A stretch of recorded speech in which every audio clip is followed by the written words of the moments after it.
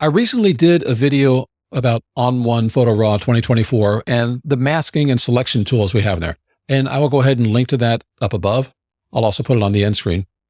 One of the things I didn't go into was something called an Encircle Brush, which is really another feature of the Refine brush. In this video, we're going to dedicate everything to what you can do using that Encircle Brush and the different types of adjustments and effects that you can make. The idea of the Encircle Brush is basically you make a very loose circle or closed loop around whatever it is that you want to affect. So I'm going to start off with an easy one, then we'll go into something else where we can change some colors and just show you what you can do with this brush and how you can affect a few things. So I've got about 3 photos that we'll go through. All right, so here's my easy one. We're going to start off with this photograph. And what I'm going to do is select her hair, and we'll see what we can get with that. So I'm going to start off with a local adjustment. I'm going to add an adjustment. By default, it always seems to lower the exposure a little bit. That's okay. But you notice over here, look at your mask and it's black, which is not revealing anything. So we want to get our Encircle brush, which is basically the Refine brush. And you can see we've selected a brush here. It defaults over here. What we want to do is come down and choose Refine, or you could also hit the letter N, and you'll see how it switches over there. We also want to make certain that we're painting in. The next thing you want to do is take a look at the method. I have found that, particularly for this one, hair and branches where it's looking for something fine works best. So I'm going to make my mouse cursor or the brush a little bit larger. I'm just hitting the bracket key to open that up. And you can see there's a little plus sign inside of the target there. And that shows that I'm going to be adding in or painting in rather than excluding what I'm masking. And that's what we want to do. So like I said, I'm just kind of loosely going around over here. And then I'm going to come over here a little bit outside of her ear, but I don't care if it touches. I'm going to go over her forehead. And again, the same thing over here. There you go. I completed the loop, the circle, whatever you want to call it. And now it's going to make its mask, it's going through preparing mask. Her hair just got a little bit darker. If I hit the O key, that's what our mask looks like. And that works for me. So we can change things very easily here. You can see that I'm doing this for effect. When I add the exposure, it's just really overdoing it. But it shows you that we're not affecting too much of her skin. We're affecting what we want to. And if you go to too many extremes, yeah, you'll see where it overdid it a little bit in some places. But overall, we've kind of affected her hair.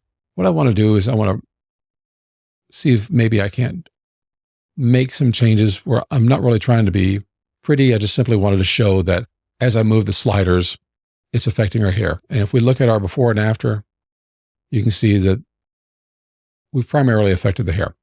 So that's what our mask is doing. The white area over here in the mask is where we're affecting it. Let's say that I want to do something else and I want to use this mask on a different one. So let's go over here to our masking and I'm going to come down and select this icon and I'm going to copy that mask. And now I'm going to go over to Effects. I'm going to add a filter. And I want to select a glow. And the idea of the glow is I want to affect her skin. So I've got the glow. I'm going to click on the mask over here. I'm going to go back up to masking and I'm going to paste the previous mask. And you can see that it's changed it. So that would put a glow on her hair, but that's not what I want to do. I really want this to affect her skin. So again, I'm going to come up to masking and I'll hit this icon to invert the mask.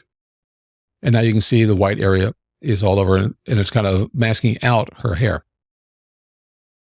As I add the glow, if you watch her skin, you can see that it's affecting that. Now, it's also adding glow to this white background, but since it's just a white background on this particular photo, it doesn't matter. And I can just very easily make changes to her hair with the local adjustment, or I can make changes to her skin with the glow.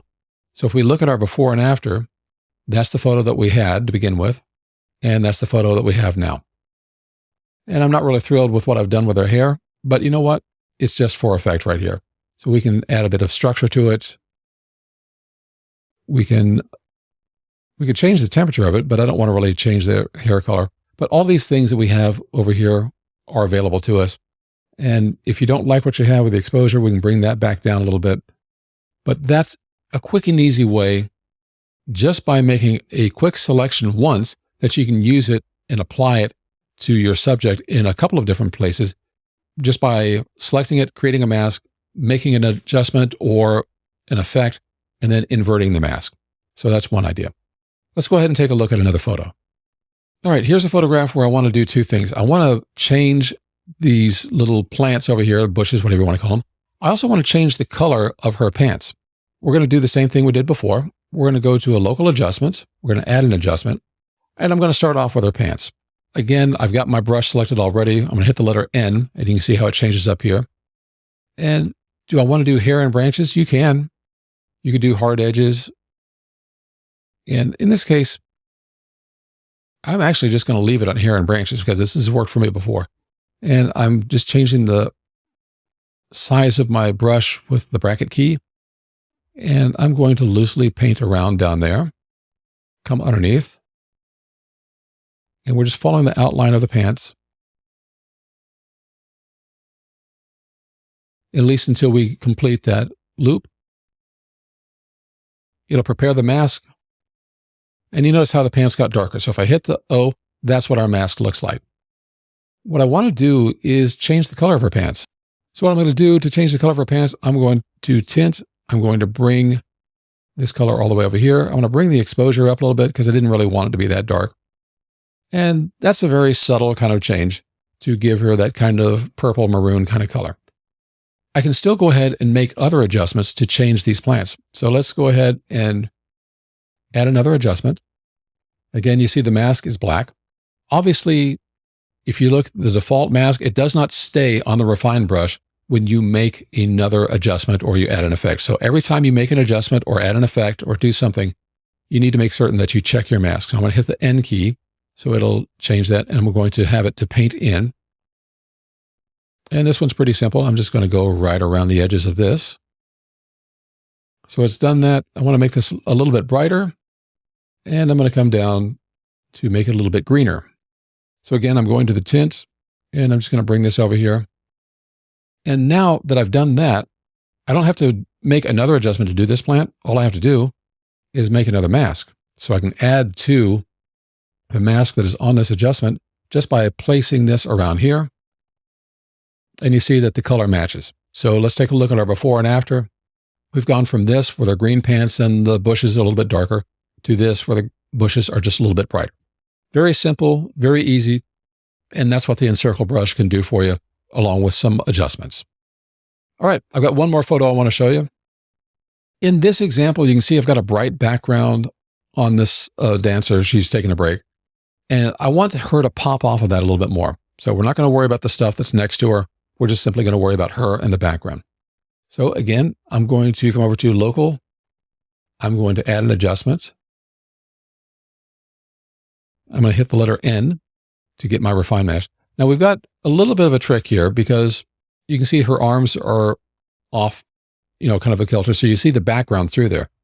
So we want to make certain that we get both the background here and the background there in the same level. So I'm going to just start, and I'm just going to paint around her. So I've got her selected.